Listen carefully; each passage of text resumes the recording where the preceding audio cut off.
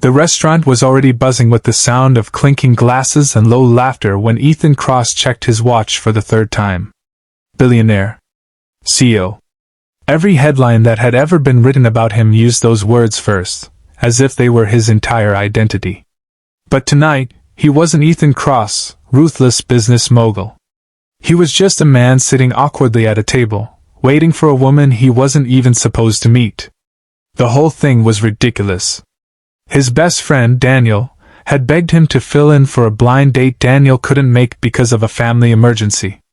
"It's just dinner, man," Daniel had pleaded over the phone. "She doesn't know me anyway. Be polite, order the fancy wine, and after an hour, you can make an excuse. I'll smooth it over later." Ethan didn't do blind dates. He barely did dates at all. His life was scheduled down to the minute, his emotions carefully tucked away behind boardroom walls. Yet here he was, in a quiet corner of an Italian bistro, about to lie to a stranger for the sake of a friend. And then she walked in. Her hair was slightly windblown from the January cold, and she was still brushing snowflakes off her coat as she looked around nervously. Nothing about her screamed, date material, in the glossy magazine sense. No flashy dress, no meticulously curated Instagram look. Just a warm smile when her eyes found his, as if she had been holding her breath until that moment. "Hi," she said, sliding into the seat across from him. "You must be Daniel." Something in his chest twisted. He should have corrected her right there, but the words caught in his throat. Instead, he shook her hand. Yeah? I'm Daniel," they ordered. They talked. At first, Ethan expected the usual surface chatter, jobs, hobbies, awkward silences. But she surprised him. Her name was Lily, and she worked at a community center for underprivileged kids. She told stories about teaching art classes with supplies she often bought with her own paycheck, about sneaking pizza into study halls so the kids wouldn't have to work on empty stomachs. Ethan listened, really listened, in a way he hadn't done in years.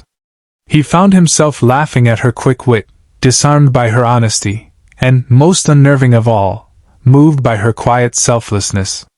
She didn't ask about money or prestige, didn't seem interested in the kind of power games he was used to.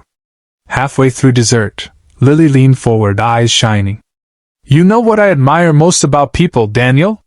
It's when they use what they have, whether it's time, or talent, or even money, to make someone else's life a little lighter.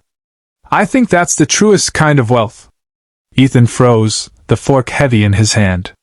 No one had ever said something like that to him, not without agenda, not without expectation. He thought of his towering office, his empire built on acquisitions and profits.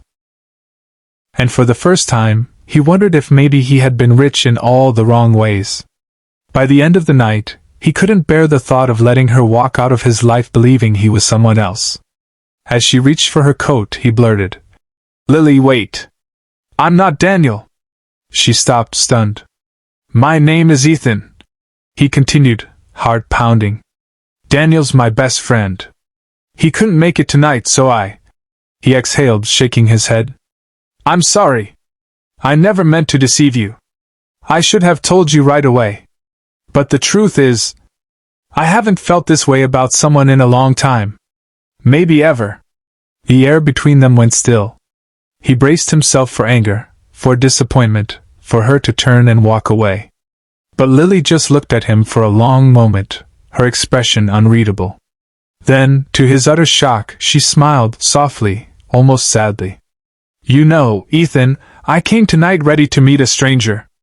Maybe it doesn't matter which stranger it was. What matters is whether I felt seen." And she had. He realized it then, with a clarity that startled him. In the world he lived in, filled with numbers, contracts, and headlines, Lily had been the first person in years to look past the billionaire CEO and see the man beneath. As she slipped her arm into her coat and turned to go, Ethan stood quickly. "Wait. Please. I don't expect you to forgive me, but will you let me take you to dinner again? This time, as myself." Lily hesitated at the door, the snow swirling behind her.